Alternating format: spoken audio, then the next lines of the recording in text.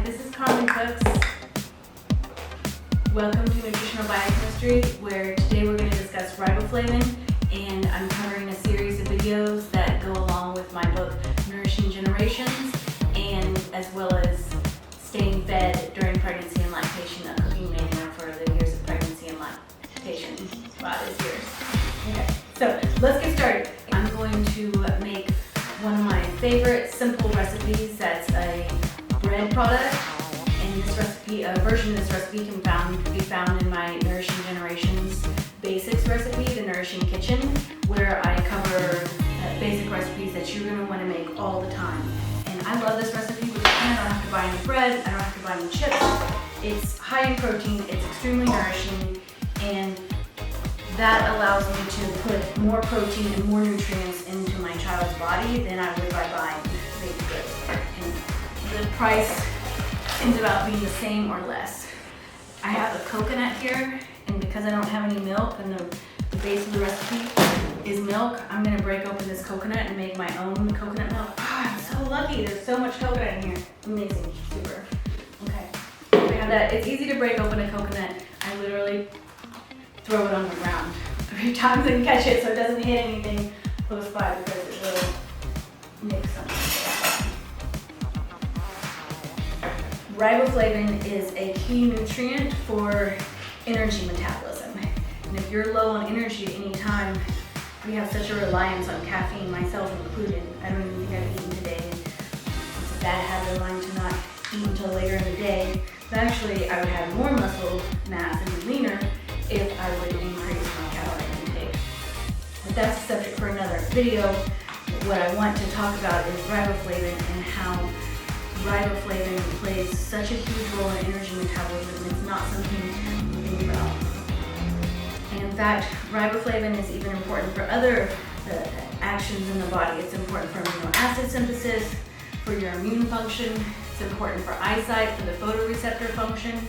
It is important for growth because the cells need lots of ATP, and in order to grow or have changes in the body, the cells need ATP, and without riboflavin you can't have enough energy for growth. Now riboflavin has to be turned into its active form in the body, which requires magnesium, and it's really important to consider nutrient interactions. You might have enough of one but not of another. Ooh, I love that note. Please do not use plastic. I am not in my regular home, so this is a rental until I can find a permanent place to live. So I'm stuck with the plastic because I don't want to be in a situation where I'm carrying around a blender when I already own 4 blenders in 3 different countries. I'm going to put that aside there. I actually have quite a bit of coconut. The recipe calls for 2 cups of water. If you are a visual artist and you want to come help me with arranging and organizing my kitchen, but please don't criticize me, because as much as I know in nutrition, that's about as much as I don't know in how to organize. It's never been my strong suit. It's not my special interest. I try to organize, but it doesn't really come out good. And this is a result of an hour of me organizing and trying to make things look pretty behind me. Granted, you know, it helps when you have a studio kitchen or a really fancy, nice house to have that background set up by an architect. But regardless, I'm going to blend this up, and I'm not going to store things in the blender like I usually do because I'm so paranoid about the microplastics that affect your hormones. Milk for the base of my wraps. I got love, I got love. The next step for our simple wraps is 6 eggs. Riboflavin is converted in the body to riboflavin adenine dinucleotide or riboflavin mononucleotide. And both of these are used in energy generation. The mononucleotide is used in the electric transport chain by NADPH1 dehydrogenase, whereas the dinucleotide form is used in bisuccinate dehydrogenase and the citric acid cycle. And these are, oh goodness, I thought that would get this. God, I can have these amazing rich formats.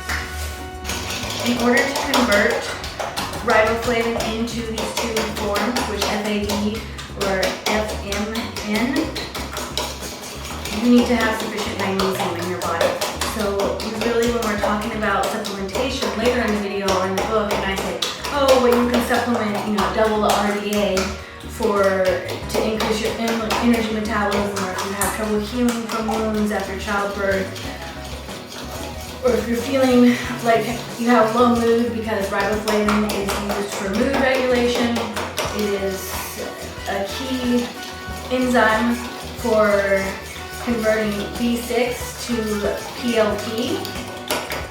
I'm sorry, a process is happening in my brain, but it's not coming out sometimes. So I can see it. It's the thoughts there, but it seems to get stuck about right here. If you want to do some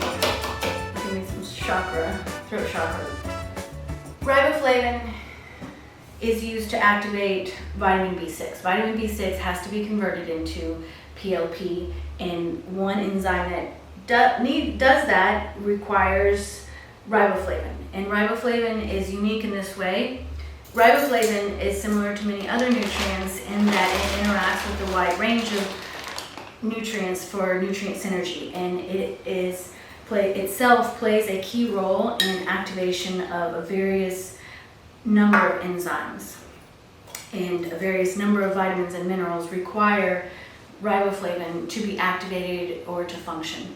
I have 1 teaspoon baking soda and 1 teaspoon salt. I'm going to add in my 2 cups milk. This recipe here makes about 8 really thick wraps, maybe 10 if you want to spread them out, and each one contains around 0.25 milligrams of riboflavin. This is significant because the riboflavin RDA is 1.1 if you're not pregnant or lactating. And note that when quoting my amounts, I'm always referring to women. And if I'm referring to pregnant or lactating women, I will say pregnant or lactating women, which, the guys can just deal with it because everything else is built on studies from them.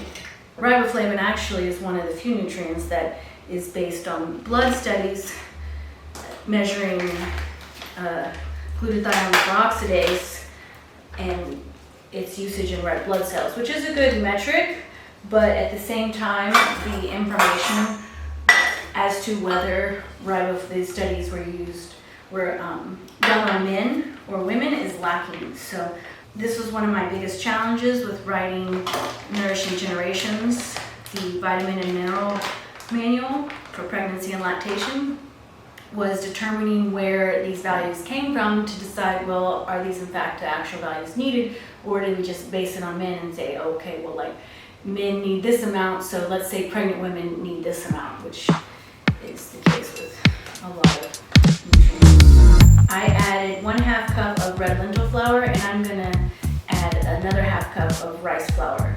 I do like to use all red lentil flour. This makes a beautiful recipe with all red lentil flour or arbobanza flour, but I'm out. And I love this recipe because it is so flexible. I can use whatever flours I have on hand. The results are slightly different, but not so different that the recipe has any issues cooking or baking. Woo! So I'm putting a couple flax. You see this recipe comes together real easily.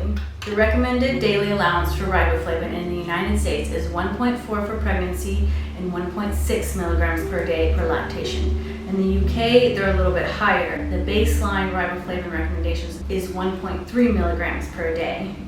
Then for pregnancy, it jumps up to 1.6, and for lactation, it jumps up to 1.8. I think that riboflavin should be a nutrient that is suggested to increase in higher amounts after childbirth and the 4th trimester. And if you're interested in information on the 4th trimester, I have an amazing section that I worked really hard on and did a lot of reading on wound healing and surgery recovery, and I applied that, as a theoretical model, of course, but based on real research on the wound healing that's required after childbirth, which is something we did not discuss. No one said to me in the hospital when I had a C-section with my first baby, hey, you need to heal this wound. I lost all my muscle mass. I was just flabby, and I have like some guns.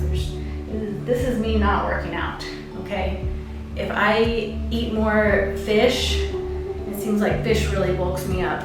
If I eat 1/2 pound of fish every day, and am doing a little bit of weightlifting exercise, I am so full of muscle. Like my whole body's muscle. In fact, it's so muscly that I actually like bend over. I mean, it's just rock hard. I don't look like that because that's my body type, but you know, I really have like a lot of muscle. There's not like fat on me. I kind of just look like normal size, but then when you touch me, it is really hard. And I have so much muscle that for me to lose all of that and then 6 months after childbirth, just be like, I felt my thighs and my calves are just so flabby, and I lost my muscle mass because I did not know how much protein was burned off after a C-section. And I did not apply this information, and I was just kind of dead. And really, even a year later, I was really having emotional problems. I was having a lot of anxiety, and a lot of this relates to wound healing. So if you are not making enough of your neurotransmitters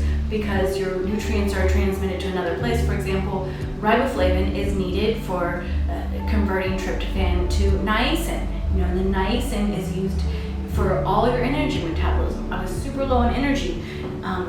Riboflavin is used for neurotransmitter synthesis, as well as other nutrients like zinc. So if I wasn't getting enough zinc or riboflavin to heal my wounds, like the collagen and my fibroblasts weren't getting enough riboflavin, they were probably healing the wound and getting enough, using all the riboflavin, whereas on the other hand, my neurotransmitters, because those are secondary, I have to have physical function. I have to nurse my baby. I have to close up that wound internally, both from the placenta and from the C-section cut, which is cutting your whole placenta. Your whole placenta needs to remodel. Was probably not getting enough of certain nutrients that I needed for the proper neurotransmitter synthesis. And I remember just after a year of childbirth having a lot of anxiety and stress, which is not really like my normal. It can be instigated, but a lot of this comes down to nutrition, and we need to have the right nutrition to heal our body. And in the case of riboflavin, you do need that nutrient for collagen synthesis. And in fact, other nutrients that are really, it's indirect, because a lot of other nutrients that need the riboflavin to be activated are playing a direct role in collagen synthesis. For example, vitamin C has to be converted into its active form. How does that happen? Riboflavin. And all these processes that are also happening need enough energy, and that's coming from riboflavin. So, if those cells that are healing your body are going to take preference over, for example, your lean body muscle mass over and sustaining that. But a lot of that's related to protein intake. But it all interplays, and there's other factors as well, such as iron. Iron and needs riboflavin to be converted into the absorbable form, because riboflavin is a reducing agent. The active form of riboflavin, it's converted to FAD, FMN, flavin adenine dinucleotide, flavin mononucleotide. I swear I just need to say the whole thing, not abbreviation. So I have this beautiful mixture, the manioca and the flax make it a little bit thicker, and I'm going to thin this up a little bit because I use more manioca than normal. You can always add a little bit of water in. Say something backwards because I'm breathing gas from this stove. It's not a beautiful place, it's a great location, and they just skip steps on little things like hot water in the kitchen sink, hot water in the washing machine, the gas things. I don't know, stuff that would cost a quarter of a month's rent to fix all these and make them better. 1 month's rent, I could have a whole, less than a month's rent, a quarter of a month, half a month's rent, I could have a huge, amazing, nice stove here. But I'm a property owner, but I approach my properties and I really try to take care of them and have the best quality that I can put in for the amount of rent that I can charge. Look at long-term and take over short-term profits, long-term profits and quality. Regardless, I really like to have the details done right, and that's why my books are so amazing, because I spent so much time really reading and researching, reading thousands of papers and hundreds of papers, and thinking about it and editing and re-editing and going back through and having the right programs to write. It's really crucial. Editing something that's this long down to this much, because when I write, I first write from and it comes all out. It's just like that. It's just brain storm. Now I want to smoke my pan. I have some coconut oil in here, and I actually want to smoke it a little bit. And I like this to sit for a minute. Get this a little bit thinner. If you leave it thick, it actually turns out, if you want to make a hot cake type recipe, or if you want to use those hot cakes, I love to make a burger type recipe. It's actually made with hot cakes. A big avocado in the middle and big breads on either side. But these I want to have a more of a wrap, so I can put the avocado in and we can take some of those to go. My food is so much better than restaurant food. When I eat at a restaurant, I think, oh, I don't want to cook, it's so much work to cook and clean. But the quality of the food, the nutrient quality is so much higher. You can also mix this up in a blender. I chose to mix it by hand today because I'm talking and it's an easy thing to do. I'm talking to. It's got a few lumps, but I'm loving how that's looking. You see how that batter looks there? Like that. And these got a few lumps, but they're not so much. And this is not a 5-star restaurant or my diner that I own and serving every day. I want everything to be perfect. When my oil smokes a little bit like this, I turn it off and I let it cool down because I'm making a non-stick surface and I'm wasting a little coconut oil. You really need about a 1/4 teaspoon. I think I put a tablespoon in there. That's good. And that shimmery, shiny oil is what creates a non-stick surface. So if you have stainless steel and you're used to using Teflon pans, please stop. It's the one thing you could do for your health if you just change nothing, but you eliminated plastic and Teflon from your kitchen, you would go a long way. Let's get started on our shrimp guacamole. Okay, sweetheart, you have the most beautiful voice and it carries so wonderfully. I love that. But right now during the video, I need you to